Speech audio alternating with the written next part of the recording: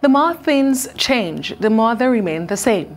Well, it's been 2 decades of democracy in Africa's most populous country. Nigeria continues to battle with myriads of challenges. But let's dip in this discussion now as our special guest on Newsday, Nobel laureate Professor Wole Soyinka, joins us for a discussion. Good afternoon. Great to have you on the show. Yes. Great to have you. Good afternoon. I can hear you. Okay.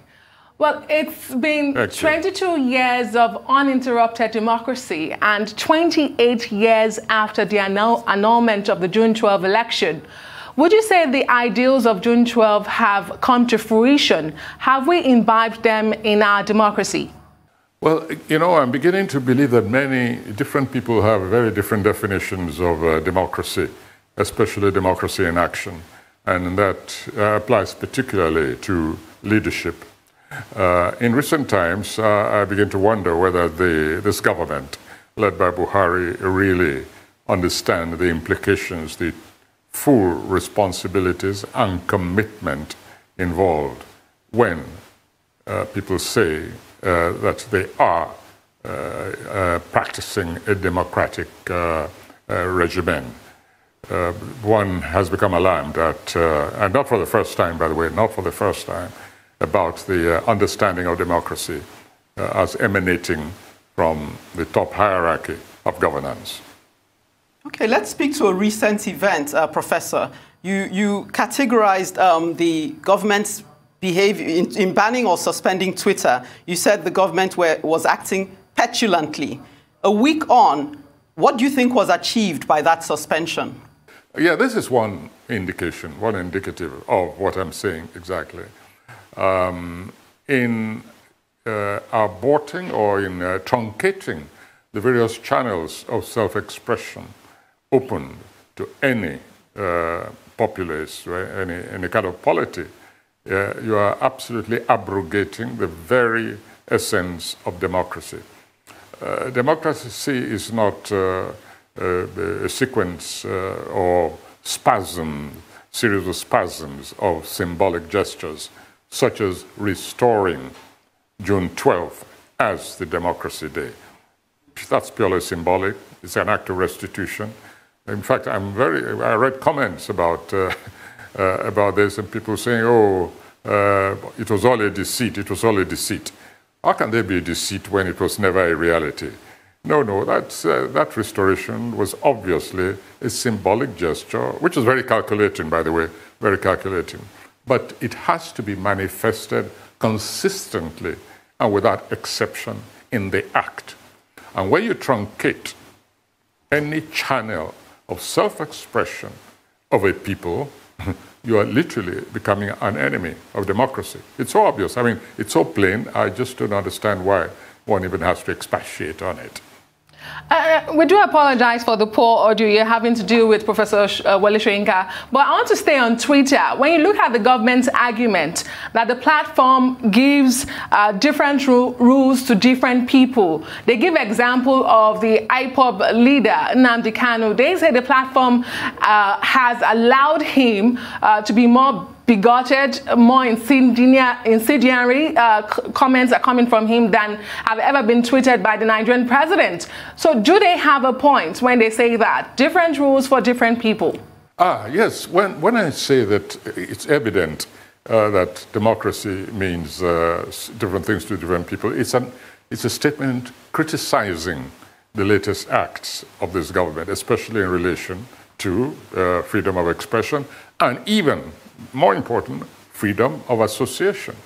The language, for instance, which Buhari used in his interview recently, and even in his statements from Aso Rock, when in relation to those who are clamoring for this or clamoring for that, especially the quote-unquote so-called secession advocates and so on, there is a statement like we're seceding or we're no longer part of this is an act of criticism, is a critical statement, critical statement of the situation as is. And any sensitive leadership must learn to understand this and respond to the reasons behind those agitations. not say that, not start threatening and bullying and trying to intimidate people, you know, because they are giving vent to very deep-seated grievances. I mean, I watched, let me just diverge a little bit. Again, stop me if I go off the intended question, because I only partially heard it. For instance, there was a question, I watched this interview with Buhari on this very channel, and there was a question about a question which involved the statement, the position of the various governors on open grazing. Yeah, here it's at least 50% of a nation, at least their representatives saying that within the Constitution, within this democratic dispensation that we say we're operating, we're saying on behalf of our people, we do not want open grazing anymore. And then somebody sits in Aso Rock and says to them, oh, well, there's a kind of constitution. I'm instructing my Attorney General to dig up some kind of law, colonial law, which arbitrated between farmers and herders. And says, so I'm instructing him to dust up those old mangy documents, and so that I can recover on behalf of a certain private business, I can recover the old roots, which means that he's not listening. He's not listening to what the people are saying. He's not listening to what the governors representing them are saying. He's saying, I am going to restore those roots by referring to some colonial arrangement. Now, when I listen to a thing like that, you know, I really despair. It was a very instructive, I want to say this, it was the most instructive interview. I mean, not that there was anything new in it. One was just hoping that this government had transcended that kind of partisan thinking. It was very instructive. I was a leader who, incidentally, I must congratulate him on one thing. He seemed to have recovered his verve. He was energetic. He was quite articulate. He seemed to think about what he was saying. It's a very different kind of Buhari, but it's also a rather, you know, disturbing kind of Buhari, because this was the language of a leader who felt he was on a roll, while the nation is on a roller coaster. And that's even putting it mildly. In fact, the nation is on a nosedive. And there he is, you know, feeling that he's on top of events, and everybody from all quarters, traditional rulers, north, south, east, west, the ordinary people in the street, the professionals, the intellectuals, you know, name it. The foreign governments, statements by foreign society. I'm not talking about Western government or Eastern government. I'm just talking about even some of our African governments are saying this nation is on a nosedive. And there he is, as if he's just woken up to a situation where he last took off to nowhere mentally, you know. And that is why he's able, the leader is able to say, I'm ignoring, I haven't heard what everybody is saying, and I am going to reinstate the old rules through one means, the old cattle routes through one means or the other. That's not, it means he's not listening. And if a leader doesn't listen, he's not engaging in the democratic imperative. Okay. And that is where the danger is. Professor, he's not listening. How do we make him or the government listen? How do we speak to them in a language they will understand? Well, that's a very good question, because it relates to what I was saying earlier. It's because he's not listening, or he's listening and he's not understanding, that you then have these extreme movements who are saying, wait a minute, there's nobody up there. We better look after our own security. We better look after our own very existence. So, and there are movements. For instance, I was invited to a conference in Abuja recently. Unfortunately, I couldn't attend, but I sent a paper to a memo to General Olusegun Obasanjo saying, well, consider this. If you think it's any use, throw it. I mean, discuss it, you know, take what you need out of it. If you think it's useless, throw it away. But I cooperated with this endeavor, even if I couldn't be there, because this is one of those channels to which people resort, having despaired of the regular structural channels between the leadership and the led. And so you have these various meetings. I think at this meeting of Obasanjo's initiative, you had former head of state, Abdulsalami, you had Sultan of Sokoto, you had the head of the Christian people, you had representative of this and that and so on. And there are all these well-intentioned endeavors, initiatives going on all around. But I think Buhari is still asleep where, he last fell asleep, and that's a few years ago. And this nation has changed dramatically over the last few years. So we need a totally different kind of verve, a different kind of appreciation, and a different level of understanding of what Nigerian people are like and what they will settle for and what they will not accept. And so, just go back to what I said at the beginning. On this so-called Democracy Day, we're embarked in a plane on a nosedive. And Buhari had better listen to all these various initiatives which are taking place around him.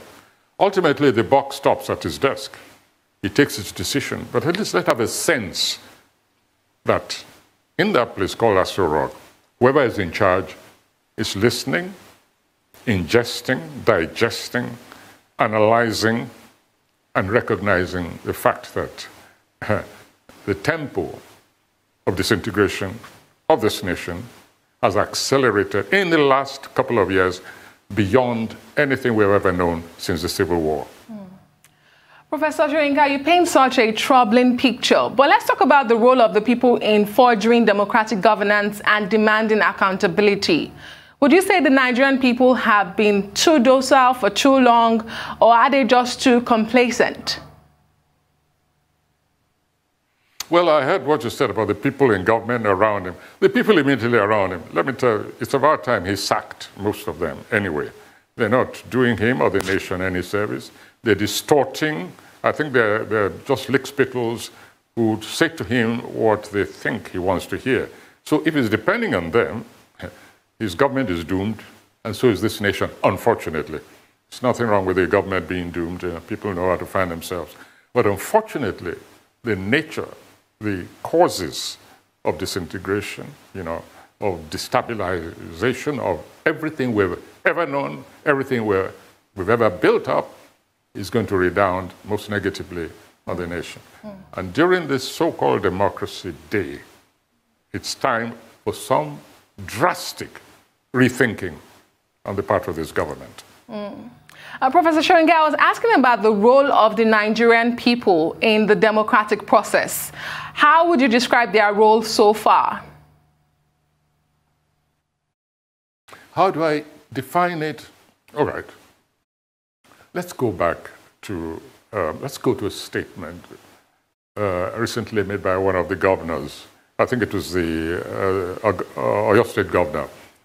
And it had to do with the recent attack, this just butchery which took place in Oyo State, which is one of those defining moments. It's not the first, no, I'm just saying the most recent defining moment for the future of this nation. And he was saying, I cannot defend my own people, but we've set up the structures of defense, but we lack the equipment. We lack the equipment. And he's speaking, not for himself, he's repeating what everybody has been saying. We lack the equipment, we're ready to order it, we're ready to pay for it, we're waiting for the authorization from Aso Rock, from Buhari. I expected a leader to leap into the fray and say immediately, what authorization are you waiting for? Your people are being killed, you need this, I'm going to facilitate it.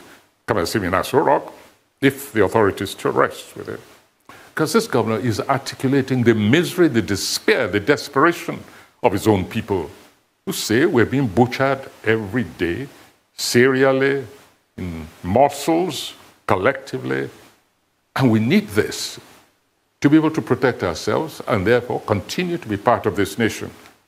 Well, are you surprised then that the people then get up. Where did Sunday Igboho come from?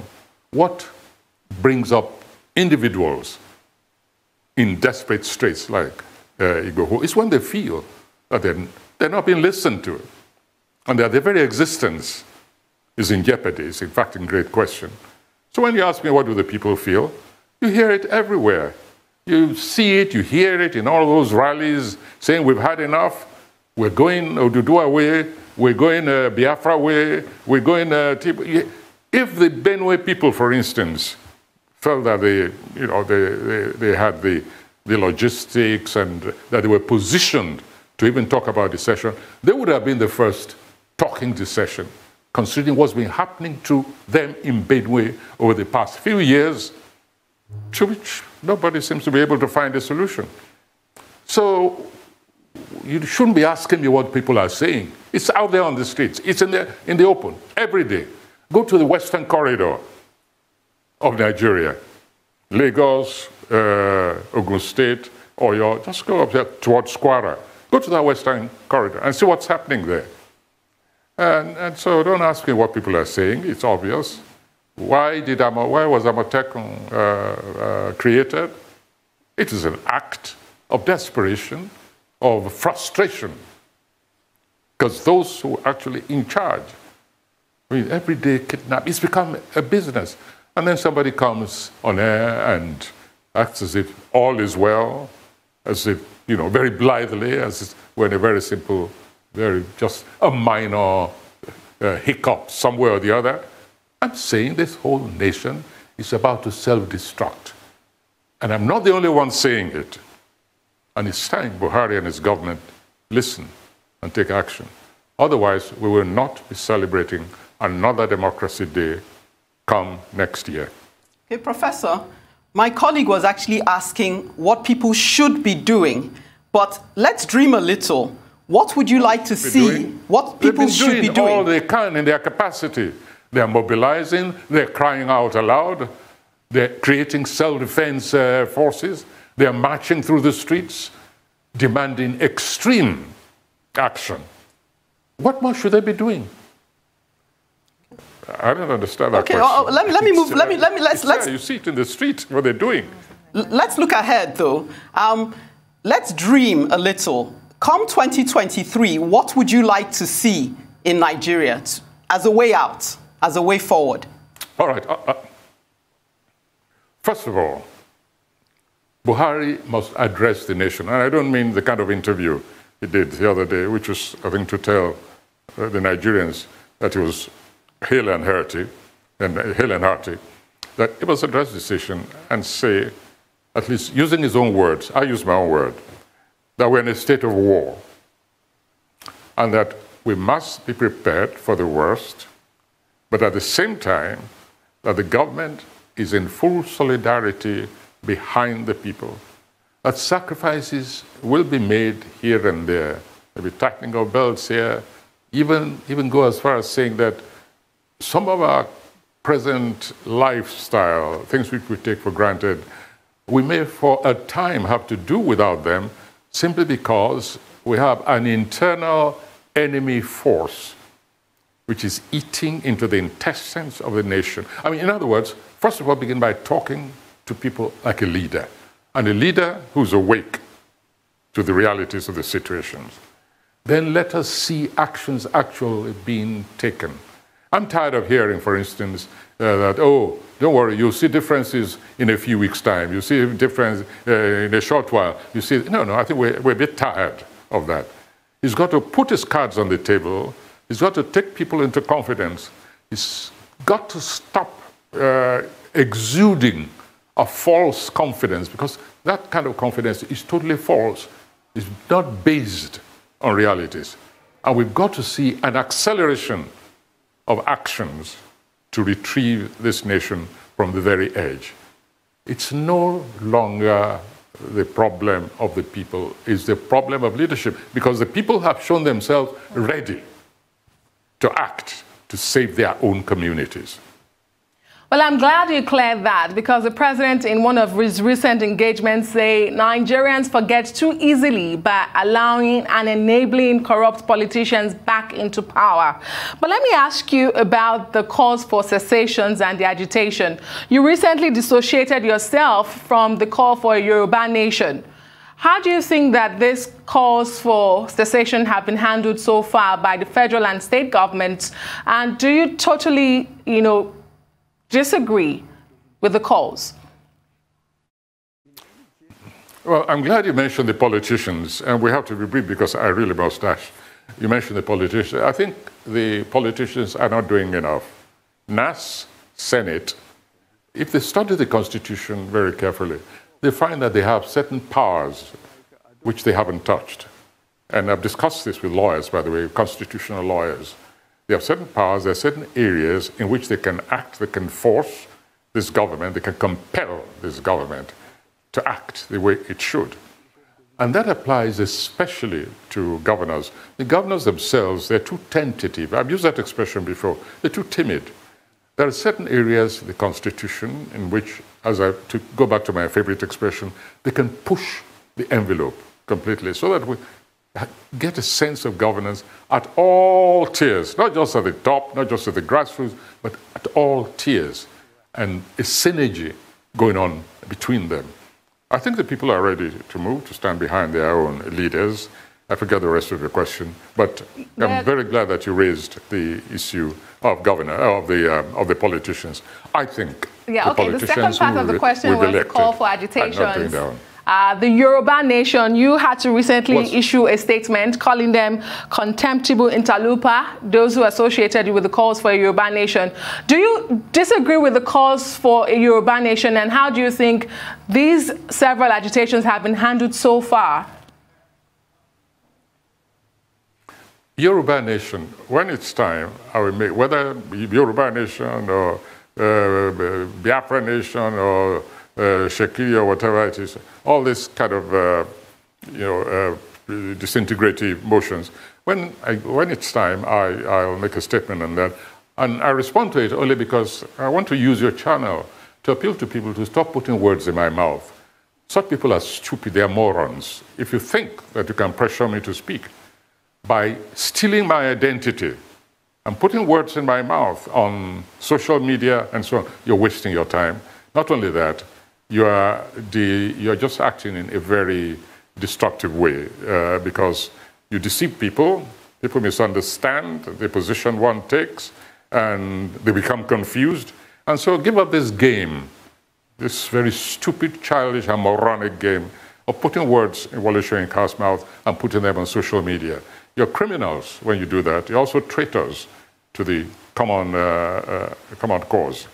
And so let's respect one another's position. I don't put words in people's mouth, whoever they are. I don't lie against people. And in this very sensitive period, I must warn Nigerians just to stop playing around with such serious issues. Otherwise, they're going to lose even the kind of support they have from people like me. And so my answer to your question, I'm sorry, but I'm using my opportunity now to address the Nigerian people themselves. My opportunity is this, my position is this. If I'm heading a section, a community of a totality, and I say, I'm in desperate straits, I need this, and I'm entitled. I'm not asking for what I'm not entitled to.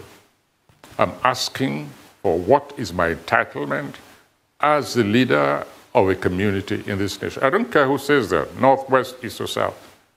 When leaders, sectional leaders, are placed in a position where they cannot answer the people's existential yearning, don't be surprised if they start saying, we want Tiv Nation, we want Kanuri Nation, we want Biafra Nation, we want Yoruba Nation. Don't be surprised to hear it. It's simply because they feel they're not being taken seriously anymore. Okay, Professor, I'm told we're running out of time, so very briefly, do you believe Nigeria can remain as one? Do I think that Nigeria can continue as one? Yes. Not if it continues this way. Not if it fails to decentralize. Some people use the word reconstruction, some people use the word whatever, but if Nigeria fails to decentralize, and I mean to decentralize as fast as possible, manifestly, not as rhetoric, then Nigeria cannot stay together. Again, it's not Wole Soyinka saying this. Everybody said it. Generals have said, ex-generals, ex-head of states have said it, politicians have said it, analysts have said it, economists have said it. And sometimes we get that, and that's what's happening to people in the streets. That's where they're moving. That's why they're demonstrating. That's why they're defying even threats from the police, from the government. If you demonstrate, you're a threat to us. If you do this, we'll deal with you. We'll talk to you in language which you understand. It doesn't wash with anybody any longer. Because if the nation is on a suicide slide, the people who feel that they do not deserve that kind of suicidal plunge, they have a right to say, sorry, I'm getting off this plane before it nosedives. Nobel laureate Professor Wole Soyinka, thank you so much for your time on Newsday. Much appreciated.